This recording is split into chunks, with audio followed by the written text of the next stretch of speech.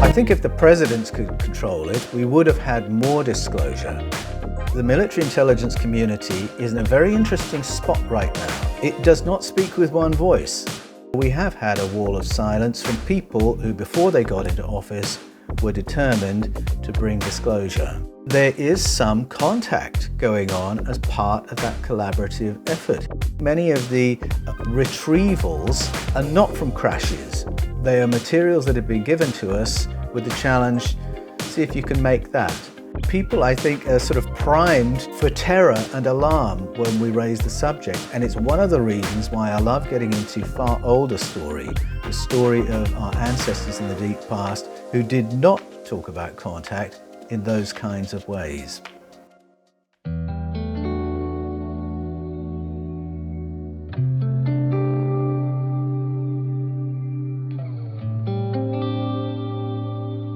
After the Eden Conspiracy, which was the fourth in the series, I thought I might have a bit of a rest from book writing, but then so much happened in the last 18 months around ET contact in the present.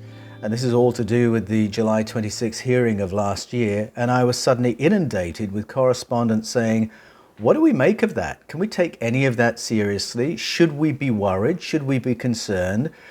Are Tim Burchett and Andy Ogles right that there's an existential threat hanging over us? And do our ancestors have anything to say that would help us get our heads around what is happening in the present and know how to find a happy way forward? And I started engaging with people and realizing I have to speak to this because I believe our ancestors have prepared us for this moment. A lot of people, if you just say the word alien or ET, the first place a lot of people's minds go, the day the Earth stood still, invasion of the body snatchers, Independence Day, Mars attacks. And people, I think, are sort of primed for terror and alarm when we raise the subject. And it's one of the reasons why I love getting into far older story. When I go to the ancient Hebrew texts that form what's now Genesis 1 to 11, I think by the time you get to chapter 11, you've read about 5 planetary resets or 5 reboots of civilization. Plato, the Greek philosopher, believed every 5,000 years or so something would happen at a planetary level to take civilization to a virtual zero, so we'd have to get going again. And I think one of the most interesting reboots in the Bible is the one in Genesis 11, which I argue in my books depicts a civilization that is just entering a spacefaring era, and it gets bombed out of existence because its exoplanetary neighbors don't want a spacefaring planet Earth. And many people would read Genesis 11 and say, that sounds awfully like us. I mean, we're moving in that direction. Are we therefore vulnerable to a similar assault today? And all that I get into in The Invasion of Eden.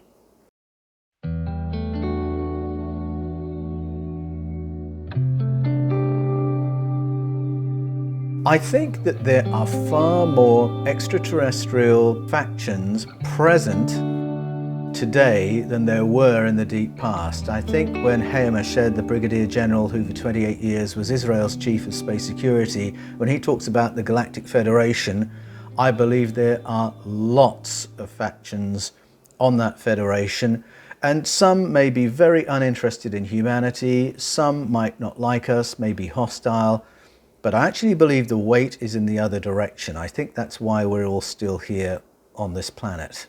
When we do listen to ancient story, we hear about a whole spectrum of ET civilizations, some of which sound unhappily similar to us because they are violent, they are brutal sometimes, they are colonizers, they are exploiters. But then we have other demographics mentioned coming from other regions of space, and if you listen to Aboriginal Australians or Native Americans or the Chinese, very often it's the Pleiades that gets mentioned here, of beings who come because they support humanity, because they have a parental relationship towards us. And of course the live question is, who has the upper hand? And how's that conversation panning out in 2024. I show some evidence in my book that the matrix of decisions connecting us with ET visitors, overseers, predates Eisenhower. That actually some very significant decisions were taken in the 1940s under the administration of President Harry Truman, and that when Eisenhower had his famous dental appointment in 1954, what was actually happening is he was being read in to a matrix of decisions that military intelligence had advised before his time. And so I think we need to go back to Harry Truman, look at what was going on in his administration, what happened that we all knew about, and then what happened that pushed everything into a place of debunking and silence. And I think that's where we shine a light to work out what happened then and how it's affecting us today.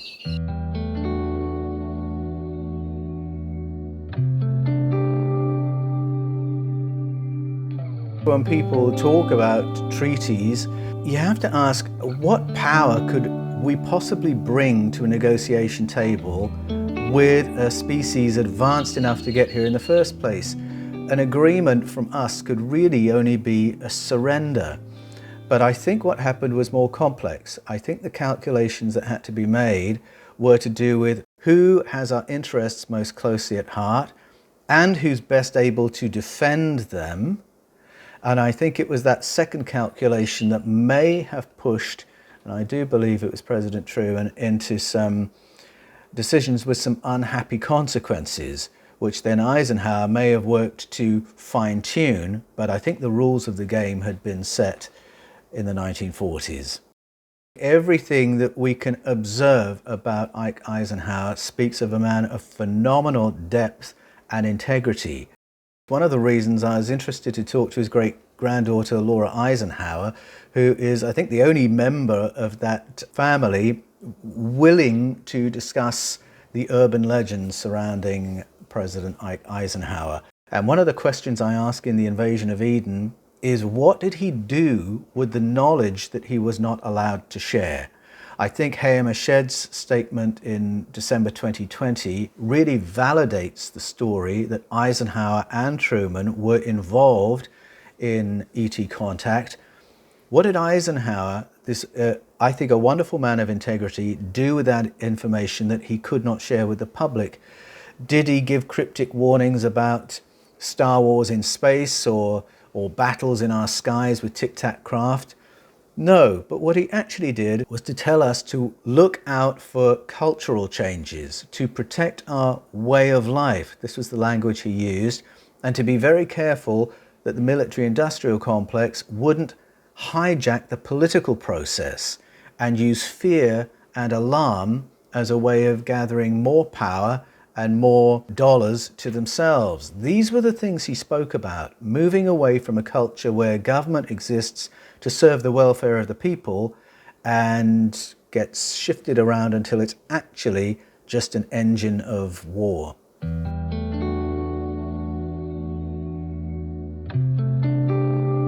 This is part of what President Eisenhower was talking about. Are we being governed by those we elect, or by military intelligence, or by the corporations that are the real engines of war, by which he meant the aerospace industry? But that concern is far older. I can go back, for instance, to the 1600s in Scotland, and Robert Kirk, a Presbyterian minister, simply through studying the local experience of people in Aberfoyle in Scotland and listening to the traditional stories, came to the conclusion that there is an ET layer to the governance of planet Earth, that we have our elected governments, and then we have elites that pull the strings, and then we have an ET layer that pulls the strings at an even higher level. And Robert Kirk argued that you won't have a complete understanding of why this world works in the way it does until you realize there's an ET layer to how we're all governed. And in The Invasion of Eden, I go to Hawaii, and in particular to Molokai, and I listen to ancient Hawaiian story that makes exactly the same statement in the story of the Mo'o, the invasion of the Mo'o and the Ahumanu. And these are stories that are hundreds, maybe thousands of years old, that make exactly the same point, that when we see uber policies that last for decades, generations, surviving the arrival and departure of democratically elected governments, when we see policies that are good for the 1% and harmful for everybody else, that's one of the clues that those driving policy have no fellow feeling with ordinary human beings, and there may be an ET reason for that. If we listen really closely to Brigadier General Ha'em, he talks about collaboration in terms of the program, the reverse engineering program. So that suggests that there is some contact going on as part of that collaborative effort. We're being certainly observed very closely, and I think many of the retrievals that scientists like Jacques Vallée, Gary Nolan, Eric Davis are working on are not from crashes. They are materials that have been given to us with the challenge, see if you can make that. They're speaking publicly about what they're doing with these exotic materials. They're trying to reverse engineer materials with isotopes that can't be created within our atmosphere. Materials that are engineered at an atomic level, materials that seem to create a little space-time bubble around them. And it's the materials from which the craft are made that visit us that allow them to ping through space, that create these artificial wormholes, to use that language. But listen to Ha'em closely. He's saying there is contact, there is collaboration, and that means within the world of the aerospace industry.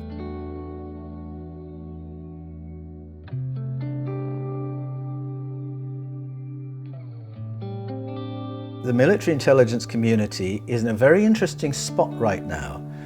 It does not speak with one voice, and it's become apparent that there are some within that community who are in a forward-leaning position as to how much should be in the public domain.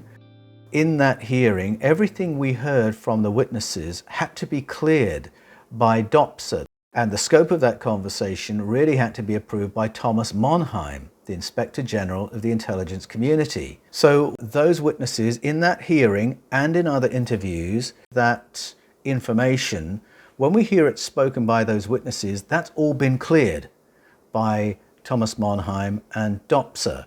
So those are people who are in a forward-leaning position. Meanwhile, you've got somebody like Sean Kirkpatrick, who was previously the chief of AARO, the All-Domain Anomaly Resolution Office, who following the hearing stepped up and said, not only is all that rubbish, but it's an insult to my unit. We haven't found any evidence at all of a program.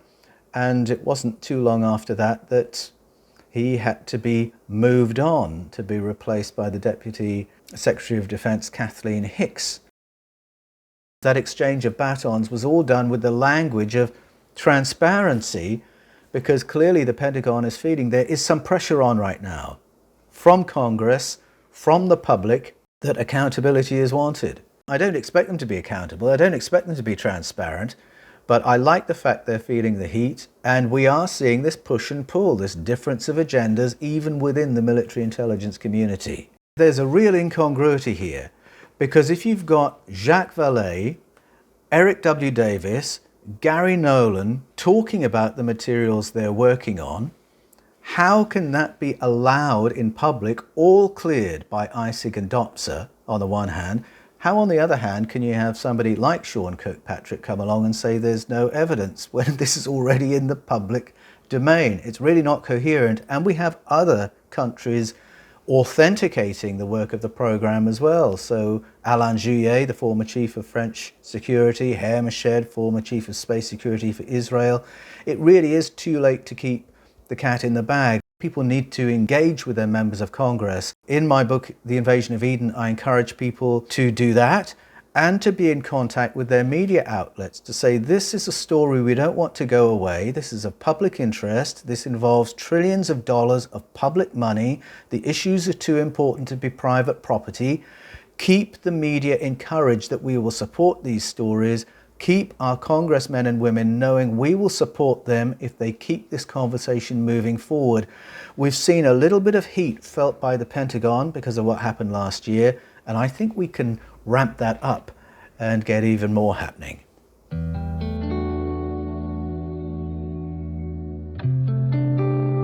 What got me into the topic was my background in ministry, which surprises a lot of people. I spent 33 years working in church-based ministry as a church doctor, a theological educator, an archdeacon for the Anglican Church in Australia.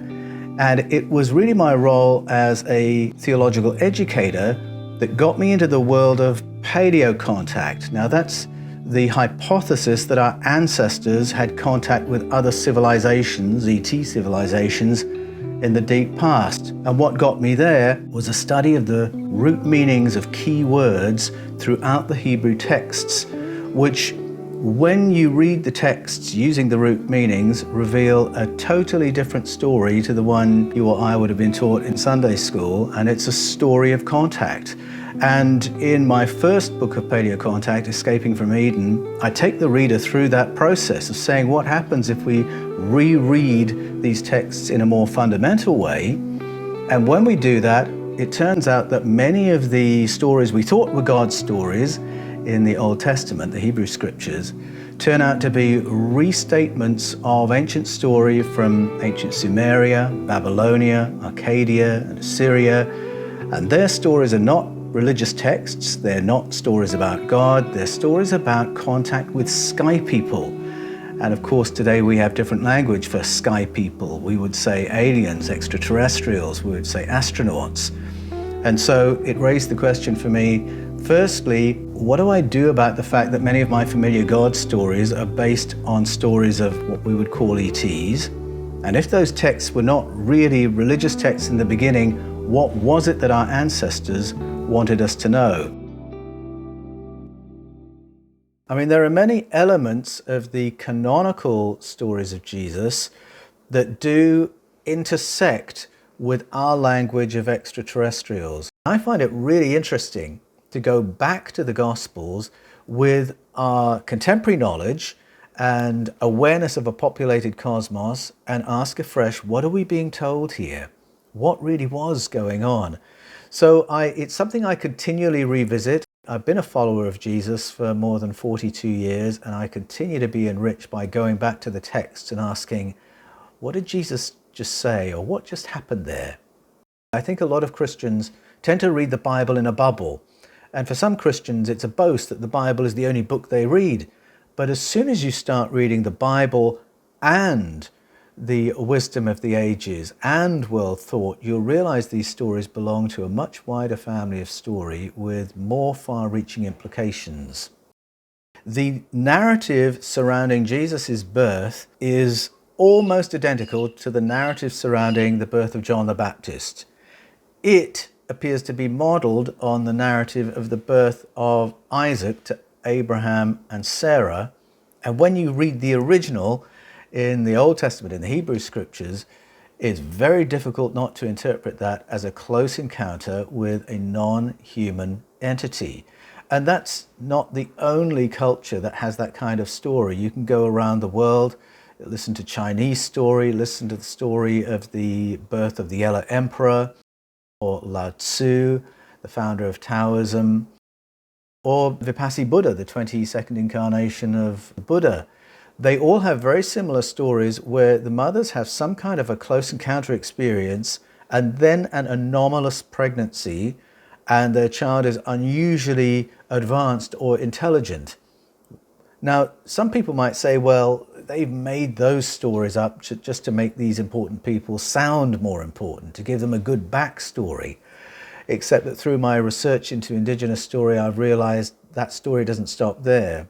There have been women around the world all through the ages who've reported anomalous experiences of that kind, but they're not stories they go around boasting with. They don't share those stories so their son can get a better job. Those stories are held very, very closely because they know they're going to be regarded as a lunatic or an idiot if they share such an experience. So I think the idea of indigo children or star children has a lot of credibility to it once you realize you can connect the dots from culture to culture, that something odd has been happening. And I think it connects not only with the support of human progress, but with accounts of human abduction through the ages, which again is a narrative you cannot avoid. Once you listen to folklore of every culture on the planet, you will start hearing abduction narratives, whether it's the Mummy Water stories of Ghana, or the stories of Tylwyth Teg from Wales, or the story of the Duende, the Encantos from the Philippines, or the Yamoya stories from the Caribbean. These stories of hybridization exist the world over, and it relates to stories, ancient stories of undersea bases in which some of our visitors seem to live and from which craft seem to emerge. You can find those stories in Central and South America as well. So I think there's a lot more pedigree to these stories and experiences than we generally think. And once we start reading, well, put it this way, I think a lot of Christians tend to read the Bible in a bubble. And for some Christians, it's a boast that the Bible is the only book they read. But as soon as you start reading the Bible and the wisdom of the ages and world thought, you'll realize these stories belong to a much wider family of story with more far-reaching implications. If we listen to the biblical stories, the ancient Sumerian stories, the ancient Mayan stories, they say that we have been altered by contact with other civilizations in the past. And I'm talking about genetic manipulation, but I'm also talking about other interventions to increase our cognitive powers. It's becoming a mainstream view among paleobiologists that we might have become Homo sapiens through discovering or being given foods with psychoaffective or psychedelic properties, and that's how we learn to switch other bits of our brains on. And I think the stories of Genesis 3 and stories from Central and South America, stories from Africa and from ancient Sumeria, that it was foods that were given to us and special fermented drinks that were given to us that raised our cognitive powers back in the day. And I think we may have had more than one intervention through the ages that has tweaked and altered human beings to become what we are. That imagery does exist in many cultures. People are familiar with the forbidden fruit that made Adam and Eve cleverer in the Garden of Eden, to read the Bible's version of it. But that's just one ituration of many. Shamhat working with Enkidu, the primitive human, in the Epic of Gilgamesh. Something interesting happens there. And Babwana Warisa introducing food and special fermented drinks to the ancestors of the Zulu. Something interesting happens there. And I know this sounds really far out, but this is exactly what Plato said in his writings 2,500 years ago, and I think he was on the money. I think for many people, they don't want to think about it because if it is happening, it's too disturbing or it's too worrying. But this is where I take a lot of courage from ancestral story, because our ancestors were willing to talk about it. They created stories to keep the understanding and knowledge and memory of it alive. And I think if our ancestors could cope with the idea that we have company on this planet and interstellar company, if they could cope with it, then why on earth can't we? And in fact, recent polling in the States suggests that around 67% of Americans would be totally unsurprised if there was an official or semi-official disclosure of company on the planet or in and around planet Earth. I think we're more ready to deal with this than we give the public credit for. I think this is what the Pentagon is observing. So, for instance, in 2017, we had the release of the footage of the USS Nimitz engaging with the tic-tac-shaped UFOs, UAPs. And for 2 years, the Pentagon was just observing the public reaction to that. And then in 2019, we had voices allowed to speak with ISIG clearance and DOPSA clearance that really gave the public evidence. Yes, something's going on. We've been investigating it for more than 70 years. And again, there's the observation of the reaction. So I think this is how there's a little leakage of information and then observation, because they don't want panic. They want to be able to control the narrative, and they don't want to have to make, a big announcement. Oh, we've been keeping secrets all this time. I think this drip drip is very deliberate for exactly those reasons. I think that's the pattern. And I think once you recognize it, you can begin to filter the information. One of the reasons I wrote The Invasion of Eden is because I want people to pay attention to what's happened, pay attention to all this information, begin to recognize the pattern of push and pull of information, disinformation, so that we can get a little bit smarter about how we filter and interpret what we're told and not told.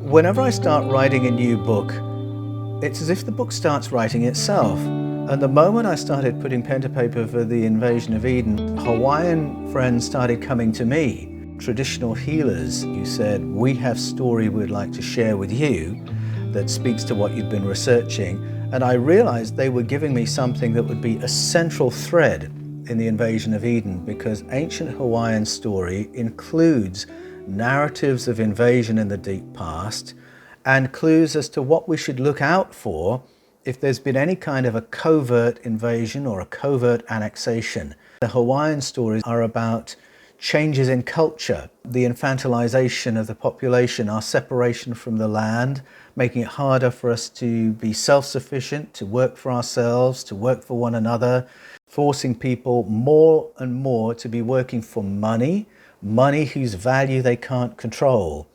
And so the Hawaiian story of the mo'o runs in parallel to the Babylonian story of Oannes and the Apkallu, which is another story of moving people off the land so they now have to work for money, and then the money is devalued so that the power of the higher-ups over the population increases with every decade as the currency is devalued with which everyone is paid.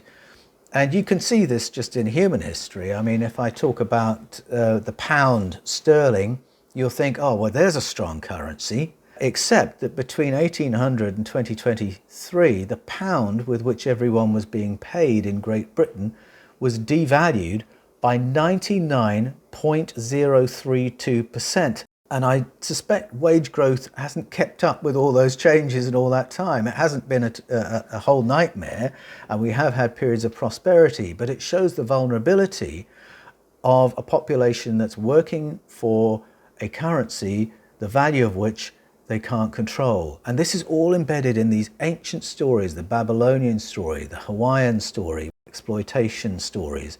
That's the story of the Ahumanu and the Kaunas and the Mo'o in the Hawaiian narratives. So all of a sudden I was surrounded by these very wise traditional guardians of ancestral Hawaiian story, giving me information that is very, very helpful if we're asking the question, have we been taken over? How would we know?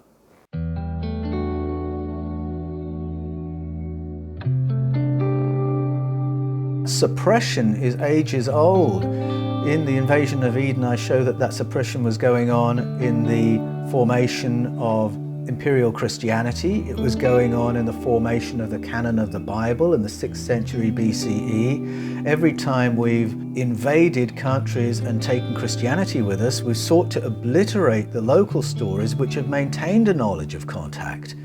And you can go anywhere in the world and find this story of suppression. So it's not just the US government and the deep state and the Pentagon that don't want this story out. It's been suppressed for a very long time. But this is part of why I'm so enthusiastic about indigenous story, because that information never goes away. And if you want to know why the world works in the way it does, and the news isn't telling you, the TV isn't telling you, your news feed isn't telling you, your government isn't telling you, that's when you need to go to ancestral story, stories that have survived all the book burnings and persecutions and are giving us information that will give us a far fuller picture of the world as it is today than ever we're going to get from official channels. The Invasion of Eden, available on Amazon, in paperback only, from April the 9th, 2024. Did our ancestors warn us about ET invasions and is history repeating itself in the 21st century?